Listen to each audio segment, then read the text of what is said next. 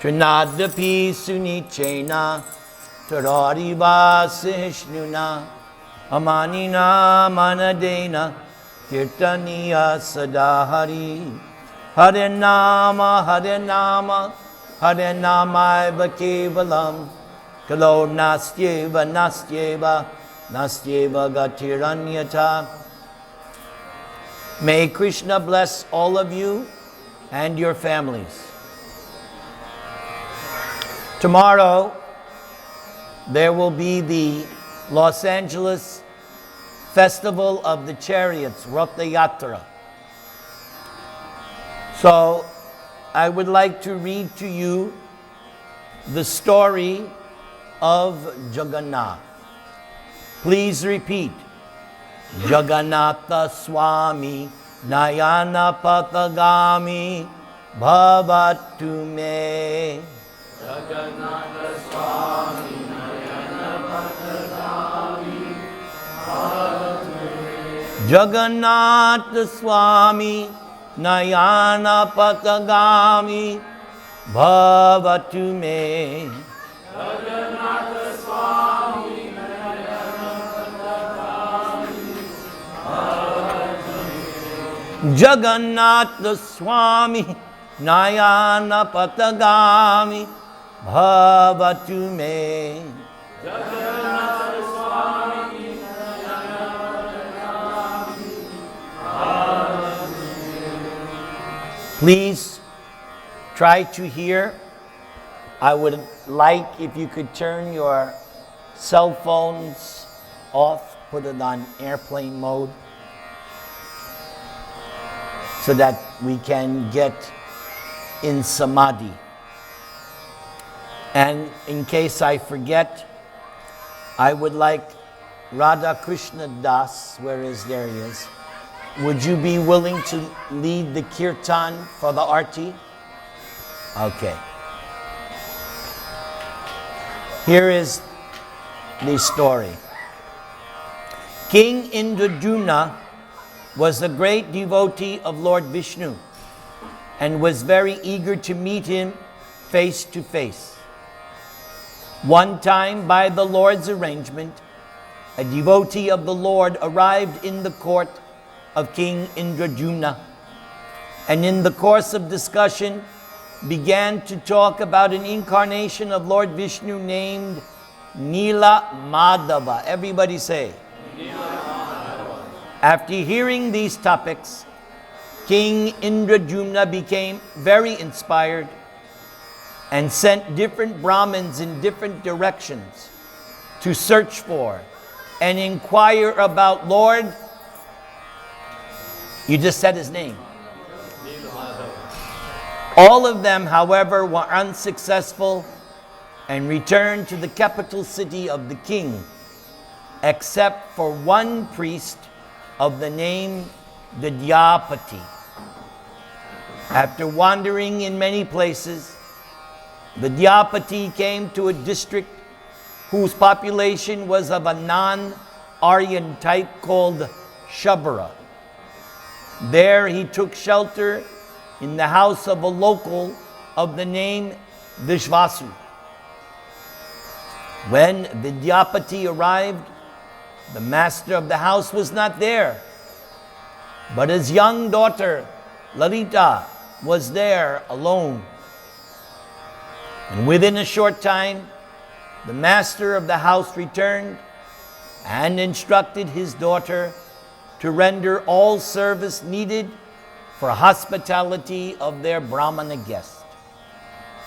For some time, Vidyapati stayed there, and later, by the special request of the Shabara, married the Shabara's young daughter. And while Vidyapati lived in the house of the Shabara, he noticed some peculiarity in his host's behavior. Every night, the Shabara would go out, and on the next day at about noon, would return to the house, scented with various fragrances such as camphor, musk, and sandalwood. Vidyapati inquired from his wife the reason for this, and Lalita informed him that her father would go out to a secret place to worship Sri. Very good. After that day, Vidyapati's joy knew no bounds. Actually, Lalita had been ordered by her father not to tell anyone about Sri, but she overstepped that order by telling her husband, which is fine with me, because the wife is the better half of the husband. You like that, ladies?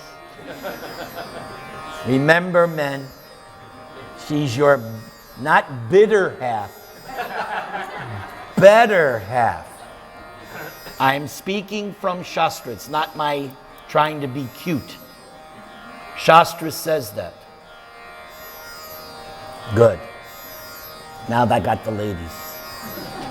Now I have to get the men. Don't worry.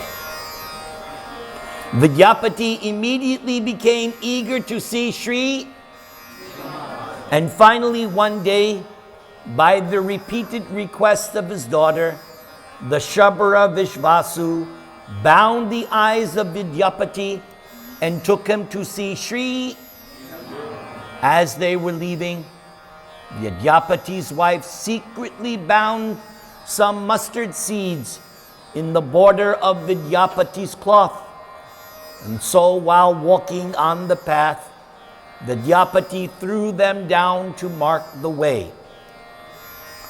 When they reached Sri, the Shabara removed the blindfold, and Vidyapati, seeing the unprecedented beauty of the deity of Sri, began to dance in ecstasy and offer prayers. Thus Vidyapati personally witnessed the mercy of Sri. As I'm reading this, I wish someone would make us movie of this, 3D. That would make a fantastic movie. So if you know anybody in India. After Vidyapati finished his prayers, the Shabara kept him near the deity while he went out to collect roots and forest flowers for worship. While the Shabara was out, Vidyapati witnessed an astounding thing. A sleeping crow fell off a branch of a tree into a nearby lake and drowned. But then the crow immediately took a four-armed Vaikuntha spiritual form and went back to the spiritual sky. Seeing this, Vidyapati climbed up the tree and was about to jump in the lake himself. I would do the same thing if it was that easy, right? We have a lake right here, right? If you saw, we'd stop the program. Let's go. Let's all go.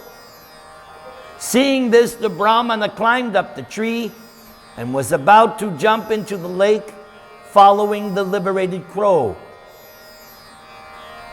As Vidyapati was just about to jump, a voice in the sky said, "O Brahman, since you have been able to see Sri Nilamadava, you should, before all else, inform King Indradyumna." Thus the Brahmana climbed down from the tree and waited. So one point I'd like to make here is that the devotee is always surrendered.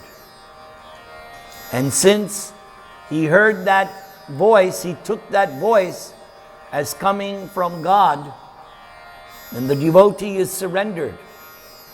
So therefore, instead of achieving liberation, service was more important. This is a devotee's attitude.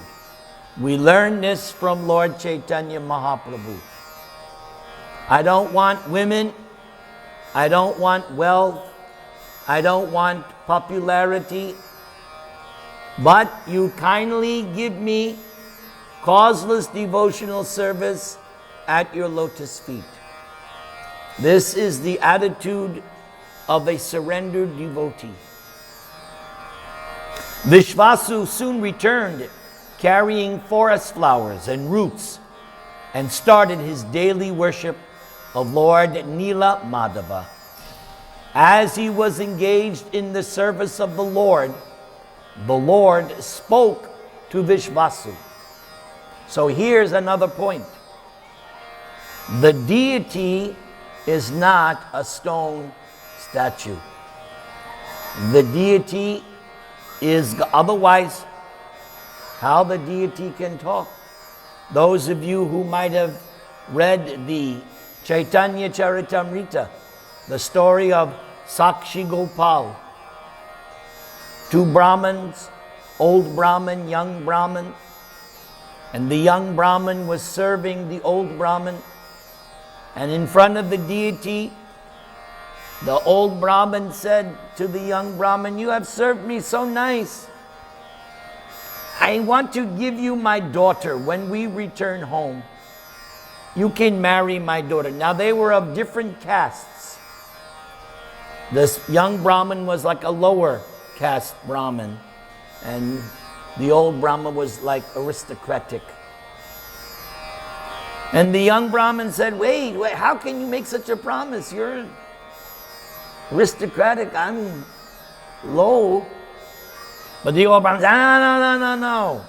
I'm giving my word. So the young Brahmin, very smart, he said, okay, if what you say is true, say it in front of the deity Gopal. And so the old said, yes, in front of Gopal. So the young Brahmin spoke to the deity and said, I may need you later on to testify in court.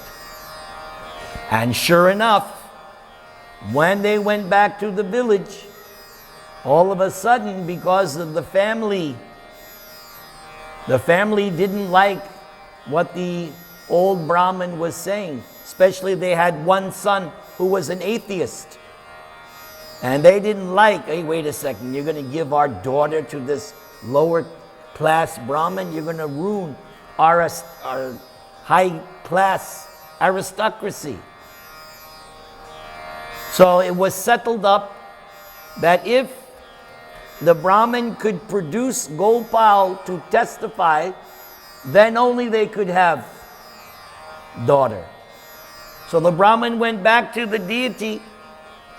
He said, okay, remember I asked you, I need you to come. Now this is many hundreds of miles. Vrindavan to, it's many hundreds of miles. So the deity spoke. He said, how you can expect me to come and testify? I'm a stone statue. But the young Brahmin was very smart. You're not a stone statue. If you can talk, you can walk. Let's go. So Krishna was defeated. So Krishna said, I'll come, but there's some conditions. Every day you have to cook rice for me, so much rice, and you cannot look back. You look back, I stop right there and go back to my deity form.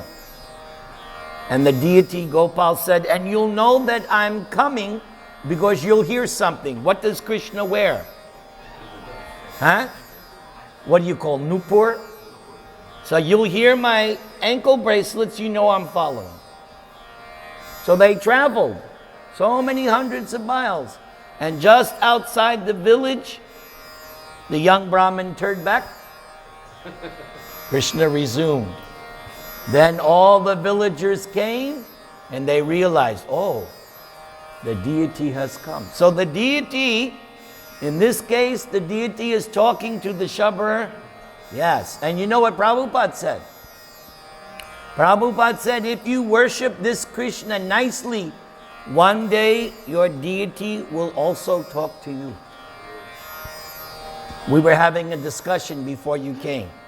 So yes, worship your deity, and one day you will be talking and you will be in ecstasy. Jai. So this is what the Lord said to Vishvasu, the Shabara. Now, I've read Shabara, they are pig farmers. They take care of pigs. Just see how merciful the Lord is, that He allows Himself to be served by, you would think, such low class. But Krishna doesn't go by class. Krishna goes by what?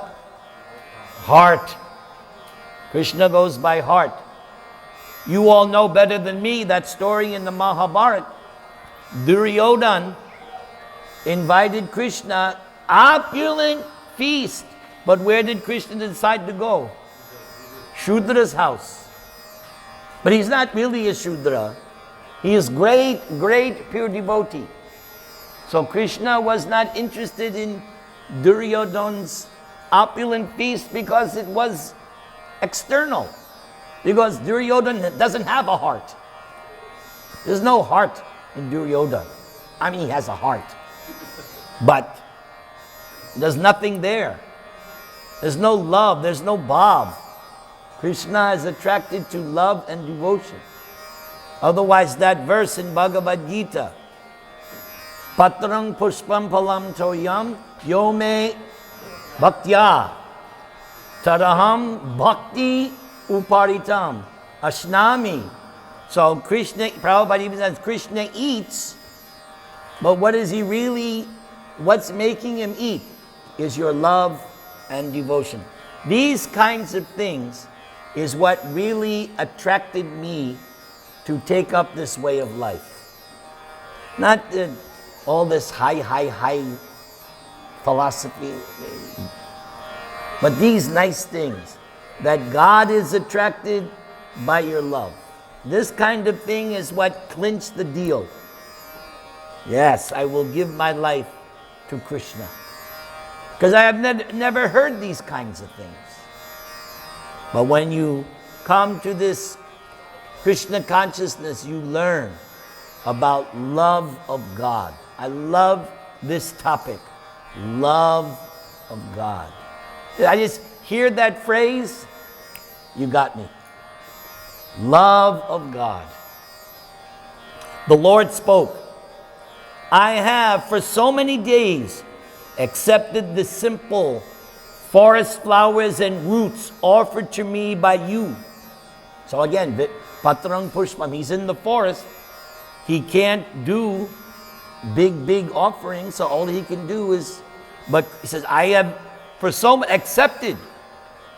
But now I desire the royal service to be offered to me by my devotee, King Indradyumna. So what's the purport? Krishna is an equal opportunity employer. Not just for the 1%. Krishna is for everybody. This is another thing I love. Just like I've given the example hundreds of times. Does Donald Trump own the sun? Who owns the sun? America? Russia? Does India own the sun? The sun is for everyone. Therefore, Krishna is for everyone. The Indians, the Africans, the Americans, the Latin, everybody. Krishna is universal. When the Shabara heard this, he thought, oh, now I shall thus be cheated from the service of Sri Nilamadava. Therefore he bound his son-in-law Vidyapati and kept him in his house. After some time, however, at the repeated requests of his daughter, Vishvasu freed the Brahmin and allowed him to go. The Brahmin then immediately went to King Indradyumna and informed him of the discovery. In great ecstasy, the king went forth with many people to bring back Sri. From the mustard seeds thrown along the path by Vidyapati, small plants had grown. So by following these plants, the king was able to trace the path back to Sri. When they reached the spot, however, they did not find him. Wow. Not being able to see the beautiful form of the Lord, King Indradyumna besieged the village of the Shabras and arrested Vishvasu. Suddenly, however, a voice in the sky said to the king, "Release the Shabra. On top of Nila Hill, you should construct a temple.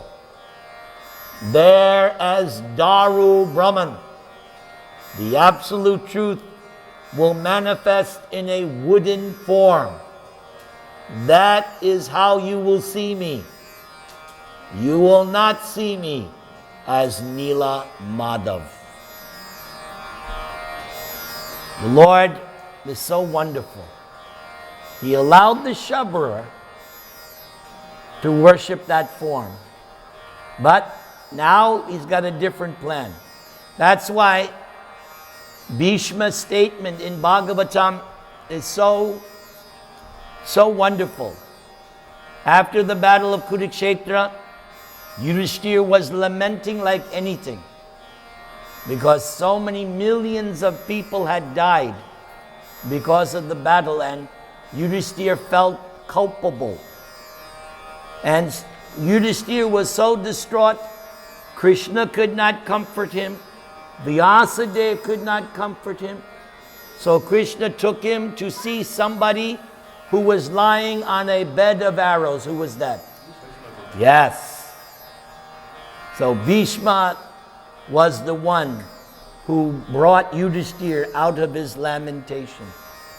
And one of the things Bhishma said to Yudhishthira, nobody can understand the plan of Sri Krishna. You may try, but nobody can understand Krishna's plan. Everybody chant the mantra. To build the temple, King Indradyumna made arrangements to bring stone from a place called Balamala, building a road from there to Nilakandara hill. The holy abode of Sri Kshetra or Jagannath Puri is in the shape of a conch, and in the navel of that conch, the king established a town of the name Ramakrishnapura and constructed the temple. The temple extended 60 cubits beneath the earth and rose 120 cubits above the surface. At the top of the temple, the king built a kalash, a round pinnacle, and on top of that, a chakra. He also had the temple decorated with golden ornamentation. Then King Indradyumna, desiring for Lord Brahma to consecrate the temple, traveled to Brahmaloka and spent a long time there waiting for Lord Brahma's audience. And during that time, the temple, which was very near the sea, became covered with sand from the shore. While King Indradyumna was away, Suradev and then Galamadava took over as kings of that area. It was Galamadava who raised the temple from within the sands, where it had been buried for a long time. Shortly after the temple was uncovered, King Indradyumna returned from Lord Brahma's abode. Indradyumna claimed that he had constructed the temple, but Galamadava put forward the claim that he was the constructor. In a banyan tree near the temple lived a Bhushandi crow who had been living through many ages.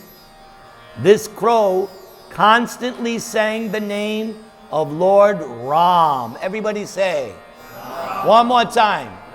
One more time. I'd like to meet this kind of crow. Wow. From his abode on the branches of that banyan tree, the crow had seen the whole construction of the temple. Therefore he made it known that actually King Indradyumna had constructed the temple, and that in his absence it had been covered by sand. He further said that King Jagganātha had merely uncovered the temple, and because King Jagganātha had concealed the truth, Lord Brahma then ordered him to reside outside the grounds of the temple on the western side of the lake called Indradyumna Sarovara. So, moral of the story, don't lie. Don't cheat. Be truthful. Indradyumna then prayed to Lord Brahma to consecrate the temple and the surrounding area known as Sri Kshetra, which gives the highest type of liberation.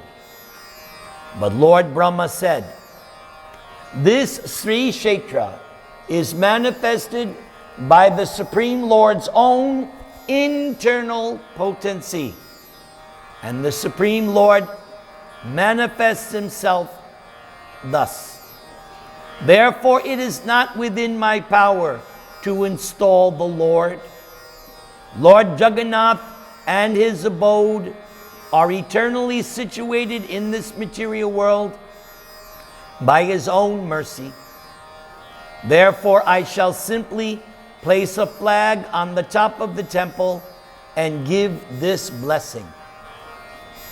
Anyone who from a distance sees this flag and bows down, offering prostrated obeisances, shall easily become liberated. So you don't even have to go in the temple. Just seeing that flag. And that's exactly what some of the disciples of Lord Chaitanya, Haridas Thakur, would never be allowed in the temple, but he would look every day. And others also. They weren't allowed, but just by seeing that. That's why I love Krishna. There's always a way. There is no check. Krishna will always, some of you might know the story of Udupi temple. How one devotee would try to see from behind and the deity turned around just to give audience. That's Krishna. If you would love Krishna, if you're a devotee of Krishna, they'll find, some way will be found. After some time, King Indradyumna became discouraged at so much delay in seeing Sri Madhava. Deciding that his life was useless, he lay down on a bed of kusha grass, determined to give up his life by fasting. At that time, Lord Jagganātha spoke to him in a dream as follows. I wish I had this kind of dream. Last night, I had the worst dream of my life. It was so horrible. But look at the dream this king gets. My dear king, don't be anxious. I shall come floating in from the sea in my wooden form as Daru Brahman at the place called Banki Muhan. With a company of soldiers, the king then went to that place and saw on the shore a huge piece of wood marked with the conch, disc, club, and lotus. Although he engaged many men and elephants to move that Daru Brahman or woody Brahman, they couldn't even budge it. But that night in a dream, Lord Jagganātha again spoke to the king. Now this is interesting. 500 years ago, when Lord Chaitanya would sing and dance at the Ratha Yatra, sometimes the cart would stop. And even they used elephants. Still the cart would not move, because the cart moves only by Jaggannath's desire.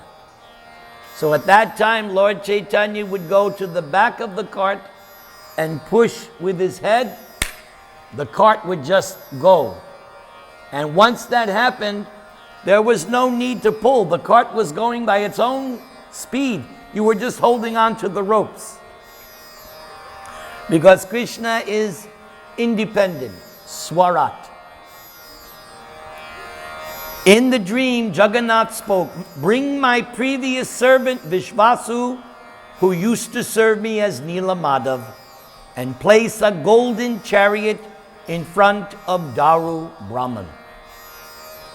The king began to work according to the instruction of the dream. He brought the Shabara Vishvasu and put him on one side of Daru Brahman, and on the other side he put the Brahman Vidyapati. Placing a golden chariot before the Daru Brahman, the king then struck up kirtan. Jai. Very important. We learn from Prabhupada. Everything we do before kirtan, during kirtan, after kirtan. Otherwise, there's no meaning to Hare Nama Eva Kevalam. Yes, there must be kirtan before, during, and after.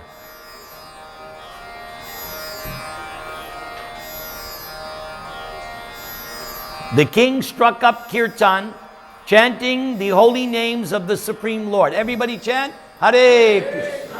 Hare Krishna, Krishna Krishna, Hare Hare, Hare Rama, Hare Rama, Rama Rama, Hare Hare. Then the king caught hold of Daru Brahman and prayed for the Lord to mount the chariot.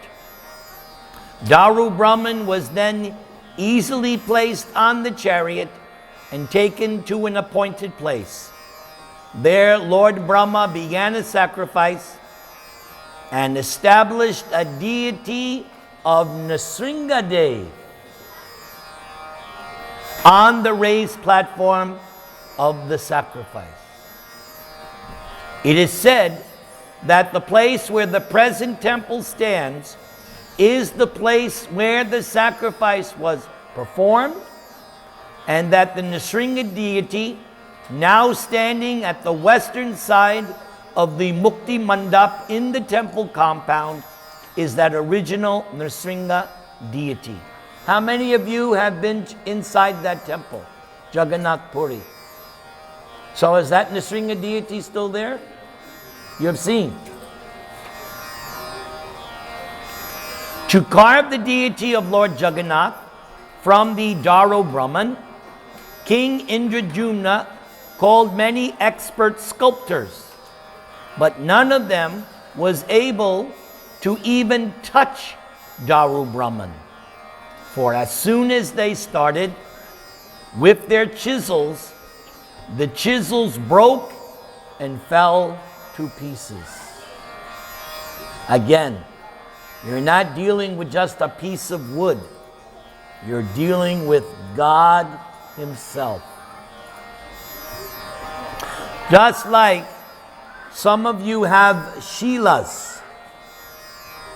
You were talking, we were having our discussion, how you have to invoke the deity, but not with Shalagram Shilas. There is no the Shalagram Shila is directly God. That's why Prabhupada warned us, be careful. Make sure you're on the Brahminical platform before you worship Shilas. Why? One offense, you're finished. Yikes. One offense? Ouch! Gaur-Nitai, all merciful. Jagganātha, I think Prabhupada said Jagganātha is 75% merciful. Gaur-Nitai, 100% Jai Gaur-Nitai. Stay safe. Yes, Krishna Prema. Yes. Krishna Prema. Yes, you do the arti. Yes, yes. Thank you, Amrita.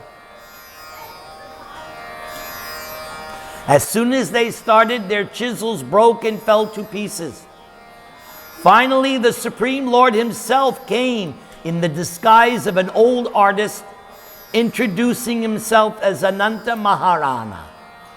He promised that if allowed to work behind closed doors for 21 days, the deity would be carved. How many days? Immediately preparations were made. According to the old sculptor's directions, all the other artists were engaged in making 3 chariots.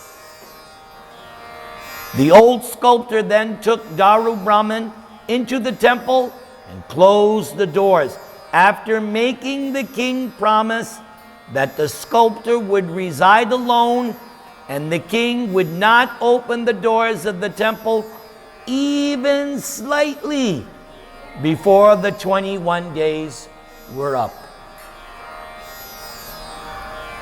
Wouldn't you know? But after 14 days had passed, the king was unable to hear the sounds of the artist's tools.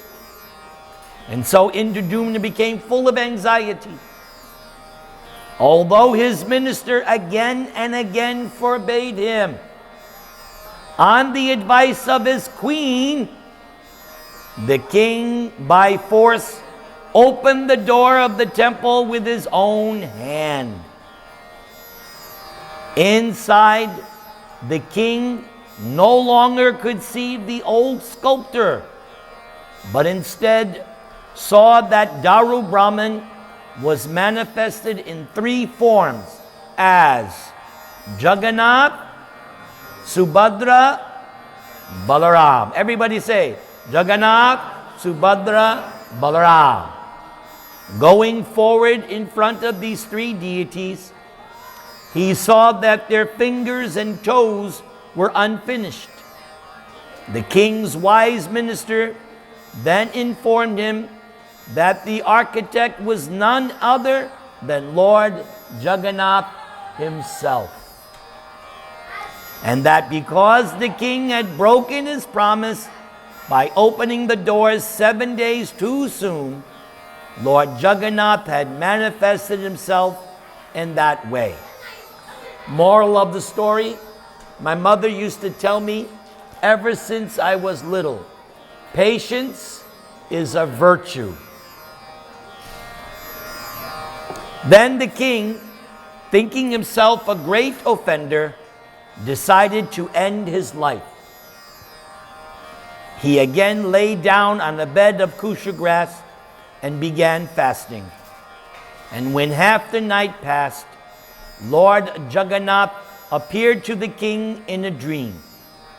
The Lord said, I am eternally situated here in Nilachala in the form of Lord Jagganātha as Daru Brahman. In this material world, I descend in 24 deity incarnations with my abode. I have no, okay, now this is important. I have no material hands and no material feet, but with my transcendental senses, I accept all the items offered in service by my devotees. So he doesn't have material senses. The Lord has transcendental senses. He's not formless. And it's not that the deity is a symbol. No. As you see, how does Krishna look? He has hands, right? Krishna has lips. Krishna has feet. These are real, but they're not material. They're spiritual. If anybody doubts that Krishna has a form, just speak to Radharani. She will tell you, oh, you think Krishna doesn't have a form? You don't know what you're talking about. Because what is Radharani constantly meditating on? Krishna's form, Krishna's face, everything about Krishna. Because Krishna belongs to her, yes? She's fully aware of Krishna's form, Krishna's arms, his eyes. Okay. You have broken your promise, but that is just part of the sweetness of my pastimes to manifest this Jagganātha form, which protects the eternal words of the Vedas. Anyway, those devotees whose eyes are smeared with the salve of love will always see me as Shyama Sundara. Everybody say, holding a flute. Now, this is proven in the Chaitanya Charitamrita. Every day, Lord Chaitanya would go to the Jagganātha temple and he would stay in the back by the Garuda Stamba. But although he was looking at Balaram, Subhadra, and Jagganāth, and it was just explained, Jagganāth's form is unfinished. So he's looking at Jagganāth, but what does Jagganāth appear to him? Shyama Sundar. And this is a statement of Lord Brahma in his Brahma Samhita. Premanjana charita bhakti vilochanena santak sadaiva hridayeshu vilokayanti. Yang Shyama Sundara achitya guna surupam govindam ari purusham tamaham. That's what's required.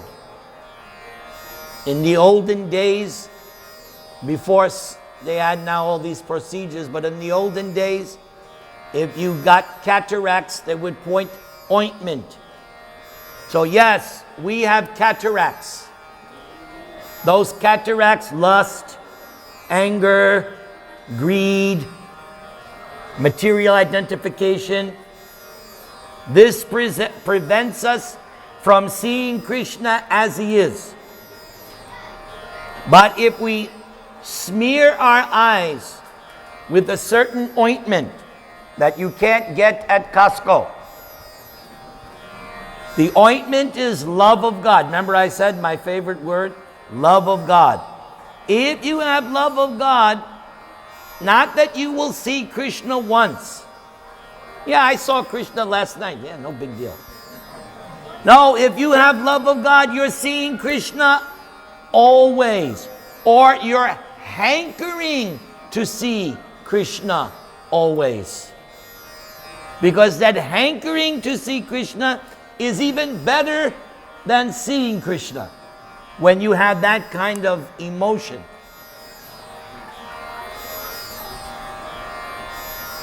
If you desire to serve me in opulence, then from time to time I may be decorated with hands and feet made of gold and silver. So tomorrow in Los Angeles, they will have that on Jagganātha. You should certainly know, however, that my limbs are the ornaments of all ornaments. Yes, the Bhagavatam describes that when we decorate Krishna, he makes the ornaments look good. We try to make ourselves, no offense, ladies, we try to make ourselves look good with bangles and jewelry. But in the case of Krishna, we put decorations on him. It is he who makes the decorations look good. Because it says here, He is the ornament of all ornaments. Hearing the words of Lord Jagganātha in his dream, the king became satisfied and prayed to him as follows.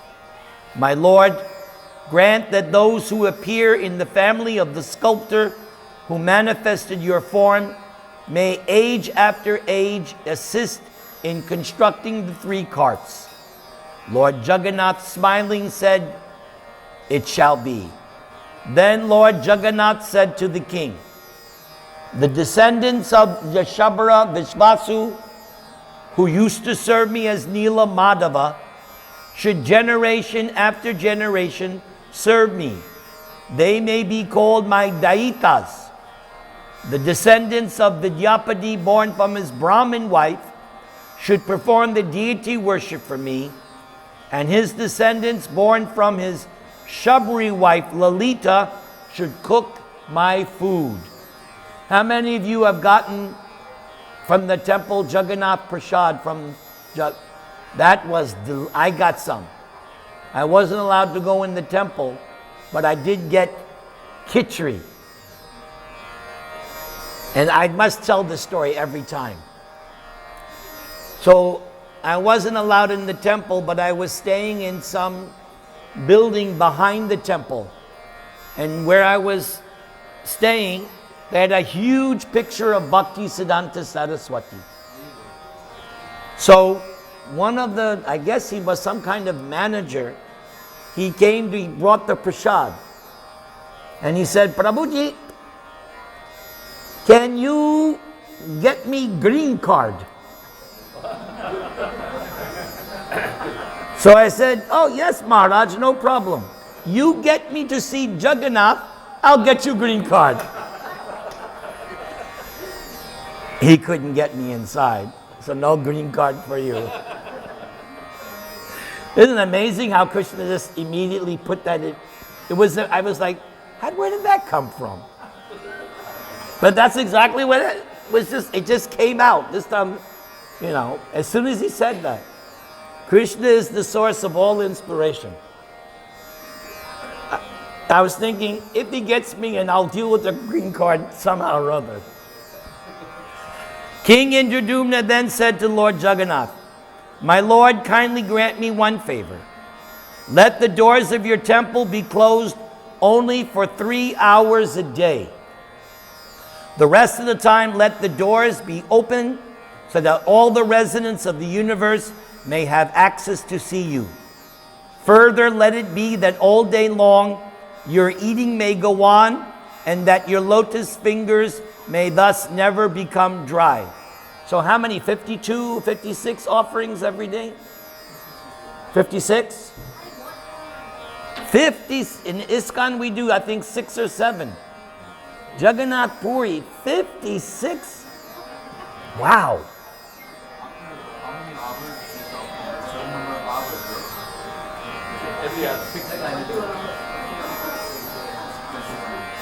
Lord Jagannath replied, Tatastu, so be it. And for yourself, what benediction do you ask? The king replied, so that no one in the future will be able to claim your temple as their property, I desire to be without descendants. Kindly grant me this. Lord Jagannath said, Tatastu. Thus, the all-merciful Lord Jagannath, Subhadra, and Balaram appeared in this material world to benefit all living beings.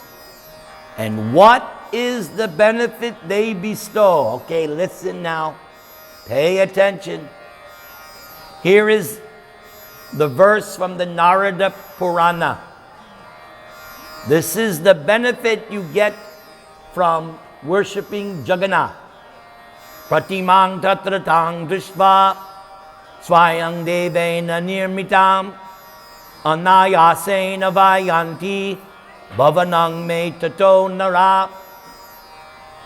So this verse is from a conversation between Lord Narayan and his better half. Who's his better half? Lakshmi.